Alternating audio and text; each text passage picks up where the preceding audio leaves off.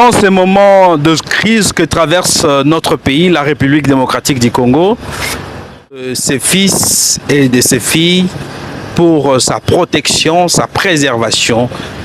Mesdames et messieurs, nous sommes très honorés aujourd'hui de recevoir un de fils digne de la République. Pour notre émission d'aujourd'hui, nous allons parler de quelques sujets d'actualité. Avec lui, nous allons essayer un peu de décortiquer l'actualité politique de notre pays. Et nous sommes très heureux de savoir que vous vous abonnez tout le jour. Nous recevons vos messages et nous sommes très contents de l'évolution des choses. Et sans plus tarder, nous allons pouvoir présenter notre invité. Bonjour, camarade. Bonjour camarade. Je l'appelle camarade parce que nous sommes sur Sénarque Télévision, la chaîne du Congrès national africain pour le réveil du Congo. Et je vous demande à tous de pouvoir s'abonner. Abonnez-vous massivement sur votre chaîne, chers camarades, qui est son parti politique. Nous allons également parler de quelques sujets d'actualité de notre pays. Et avec vous, nous allons passer en tout cas des très bons moments de télévision. Et sans plus tarder, nous allons pouvoir lui laisser le temps de pouvoir se présenter. Camarades, il y a beaucoup de gens qui vous suivent ici au pays, en dehors du pays, dans nos provinces. En tout cas, il serait souhaitable que vous puissiez justement vous présenter auprès de tous ces camarades du parti qui vous suivent à ces moments. Merci camarade Junior, Joël, oui. Pour la parole accordée. Moi qui vous parle, c'est camarade Didier Bolongi Elima, fils ressortissant de l'Équateur. Je suis congolais, comme vous venez de le dire. Et dans le cadre de notre parti, je suis présentement comme superviseur de Sénarque Grand Équateur. Voilà ce que je peux vous donner comme présentation. Et je suis dans la vie professionnelle, je suis avocat du barreau de Kinshasa Matete. Voilà. D'accord, camarade. Vous aviez dit que vous êtes superviseur du parti Sénarque au niveau du Grand Équateur, c'est ça? Exactement. Vous pouvez nous faire l'état des lieux du parti au niveau du Grand Équateur? Parce qu'aujourd'hui, avec le découpage, le Grand Équateur représente aujourd'hui 4 provinces. Exactement. Pouviez-vous nous faire l'état des lieux du parti, de votre cher parti, le Sénat, au niveau du Grand Équateur? Merci camarade Joël pour la parole. Faire un état de lieu dans moins de 5 minutes, peut-être ça, on aurait dû avoir beaucoup de temps pour faire un état exact avec beaucoup d'exactitude. Mais comme l'urgence les demande, le sollicite, c'est comme ça que nous pouvons vous dire que le parti Sénarque dans le Grand Équateur se porte bien. Bien dans le sens où, après les séances électorales que nous venons de passer en 2023, nous avons eu des candidats dans tous les territoires qui composent le Grand Équateur et l'Équateur démembré, proprement dit. Nous avons 7 territoires dans l'Équateur démembré où nous avons eu des candidats qui ont bâti campagne, qui ont parlé de Sénarque, qui ont installé des bases et nous osons croire que jusque-là, le parti Sénarque se porte bien à l'Équateur, nonobstant quelques difficultés que connaissent tous les partis, mais avec notre ténacité, avec l'appui du président national, camarade Aimé Pascal Mongo, nous osons croire que le parti va encore flotter sur tout l'étendue de notre territoire et précisément dans notre Équateur, dans notre province de l'Équateur. Très bien. Vous avez dit que le parti se porte bien au niveau du Grand Équateur. Est-ce que l'on peut savoir, le parti est déjà à Gbadolité, le parti, on peut le retrouver au niveau de, je sais pas moi, de Mbandaka. Est-ce qu'on peut retrouver le parti là, de l'autre côté? Le parti se trouve, comme je venais de vous dire, à Bassankoussou, j'allais dire. Exactement. Là, ce sont les territoires de l'Équateur, démembrés. Le parti Sénarque, en vrai dire, comme je venais de dire, avait des candidats qui ont porté l'étendard du parti dans tout l'Équateur. Et vous avez du moins à comprendre que après les séances électorales, toutes les activités du parti étaient en veilleuse. Et dans certains coins de l'étendue de la province de l'Équateur, il y avait aussi cette observation que les partis ou les activités du parti étaient encore en veilleuse. C'est comme ça que nous avons nous avons élaboré un projet pour réveiller, redynamiser le parti au niveau de l'Équateur et l'étendre s'il n'y avait que des candidats en 2023. Maintenant, nous voulons l'installation effective du parti dans tout le Grand Équateur. Vous êtes notable, grand notable si je peux le dire, de Lukolela. Est-ce que Sénar qui est à Lukolela? Sénar qui est à Lukolela est bel et bien installé. Pas parce que nous avons fait cet effort de l'installer, mais parce que nous avons trouvé les gens, des patriarches qui ont fait un travail. Et ici, je peux profiter de votre micro pour le saluer. C'est notre patriarche Papa Manitou Mabeke qui a fait un grand travail à Lukolela. Il a installé les partis à Lukolela. Il a bâti campagne avec ces partis à Lukolela. Et à Lukolela, il y a cette envie, le vouloir de la population de la base de s'adhérer encore massivement dans le parti de Sénac. Donc à Lukolela, le parti Sénac est installé.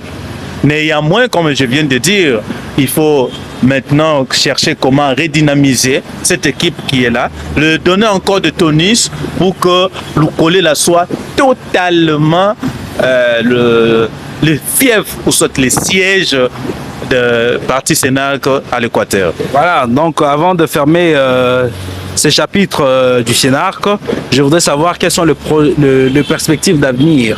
Qu'est-ce que vous projetez pour 2025 s'agissant de l'implantation du Sénac dans tout le Grand Équateur? Qu'est-ce que vous envisagez? Merci camarade Joël. Comme je venais de le dire tantôt, après les élections, toutes les activités du parti étaient en veilleuse.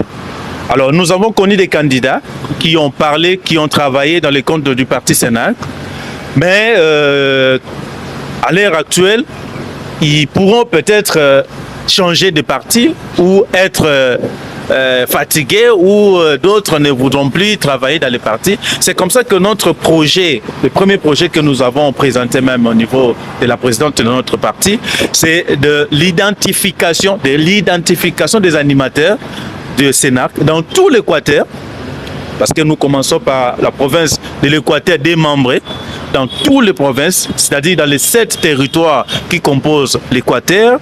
Lorsque nous allons identifier les animateurs, maintenant nous allons passer à la phase de celle de l'installation. Et cette installation, nous allons le poursuivre jusqu'à ce que nous allons atteindre un bon nombre des adhérents et des membres effectifs de ces partis Sénac. Donc, comme projet, ce que nous envisageons dans les brefs délais là, c'est faire l'identification des animateurs et lancer un appel à l'adhésion de membres de la population et enfin commencer le travail de l'installation village par village et de recoin, tous les recoins de la province de l'Équateur. L'installation village par village et dans tout le recoin de la province de l'Équateur, ce sont là le vœu de notre camarade Didier, maître par ailleurs, maître avocat. Il est, comme il a dit dans sa présentation, il est avocat du barreau de Kinshasa Matete. Ok. Alors, maître, comme vous le savez, notre pays traverse un moment de crise sécuritaire. Nous subissons aujourd'hui l'agression rwandaise avec son supplétif le 1-23. Le chef de l'État, Félix-Antoine Tshisekedi Tshilombo, a convoqué aujourd'hui tous les députés, tous les sénateurs, tous les hauts cadres le cadre et le haut cadre de l'Union sacrée. Ma question est de savoir, maître, est-ce que le remaniement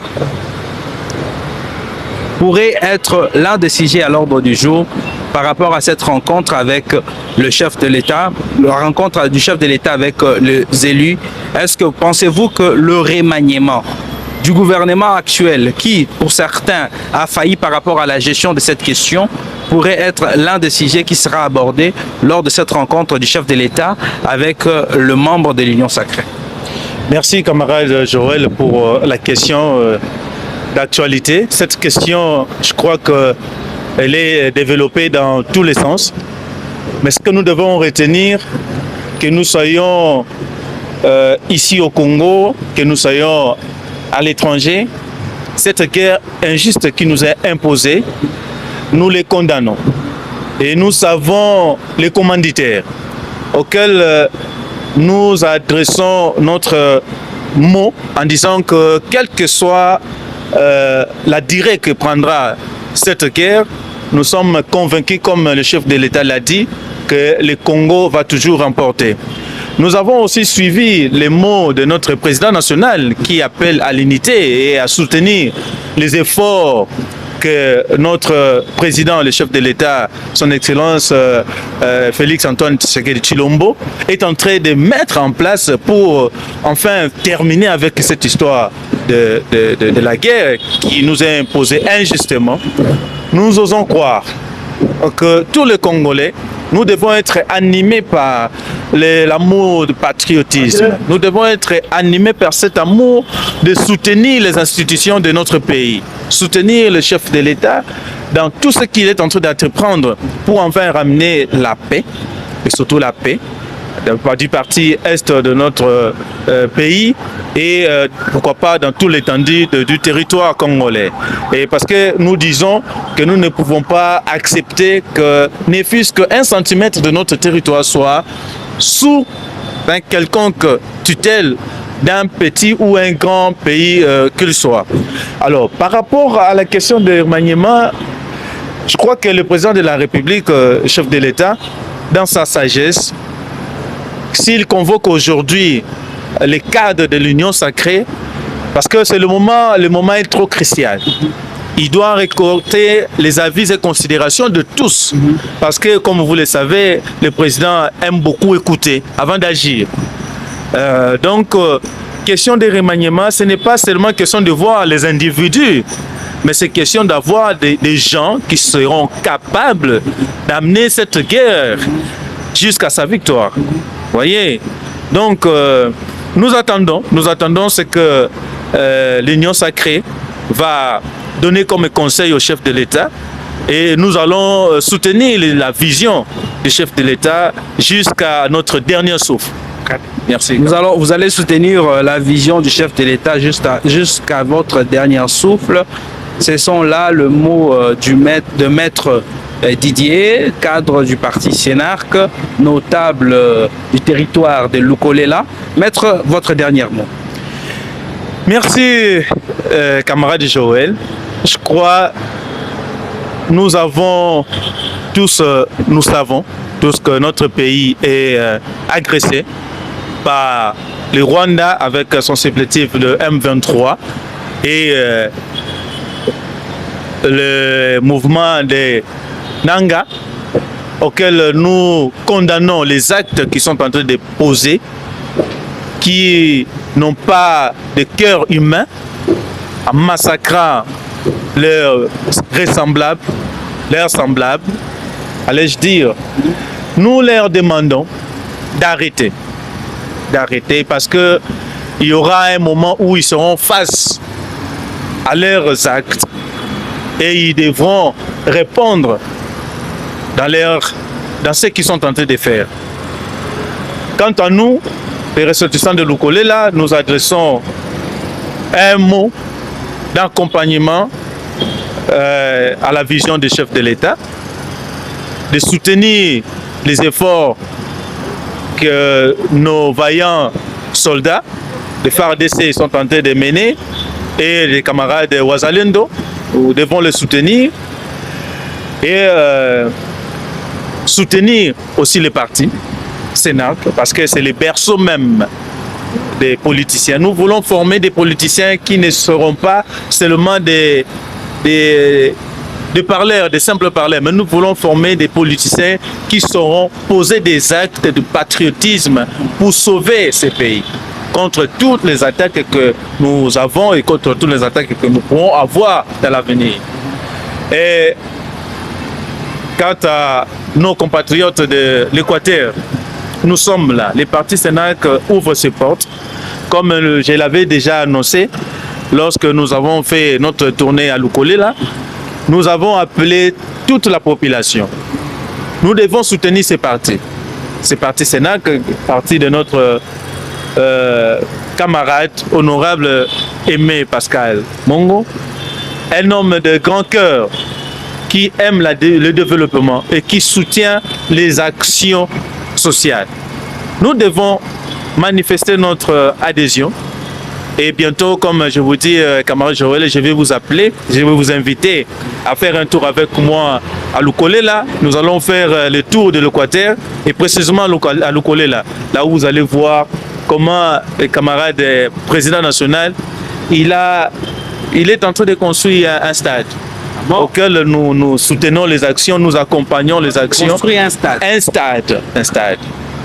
Sur fonds propres. Sur fonds propres du président. Ce n'est pas le gouvernement. Ce n'est pas le gouvernement provincial. Même pas. Ni le gouvernement central. Ni c'est avec les fonds propres du président national, camarade Aimé Mongo. Vous voyez, avec de telles actions, j'appelle à tous les jeunes, tous les ressortissants de Lukolela, que vous soyez ici à Kinshasa, à Mbandaka, à Ingende, Bikoro, Bolomba, Basankusu, partout où vous vous trouvez, le parti Sénat que vous appelle ouvre ses portes pour que ensemble nous puissions relever les défis de notre pays, ensemble que nous puissions relever notre province qui est l'Équateur, ensemble nous puissions faire des Congo un pays émergent.